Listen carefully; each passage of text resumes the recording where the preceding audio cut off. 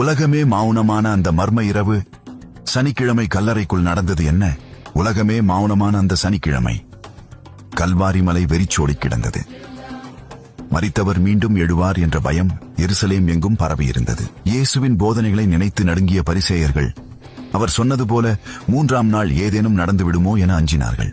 ரோமானிய ஆளுநரின் கட்டளைப்படி யாரும் உள்ளே நுழையாதபடி கல்லறையின் பெரிய கல்லிற்கு முத்திரையிடப்பட்டது. சிறந்த ரோமானிய படை வீரர்கள் ஆயுதங்களுடன் அந்த கல்லறையை சுற்றி இரவும் பகலும் காவல் காக்க நியமிக்கப்பட்டனர். ஆனால் இயேசுவின் சீடர்களோ தங்கள் குருவை இழந்த துக்கத்தில் நம்பிக்கை இழந்தவர்களாய் இருண்ட அறையில் ஒளிந்து கொண்டிருந்தார்கள். அந்த கல்லறைக்குள் நறுமண தைலமிட்டு துணிகளால் சுற்றப்பட்ட இயேசுவின் உடல் அமைதியாக கிடந்தது. ஆனால் அந்த அமைதிக்கு பின்னால் ஒரு மிகப்பெரிய அதிசயம் காத்துக் கொண்டிருந்தது. கல்லறைக்குள் உண்மையில் நடந்தது என்ன? அந்த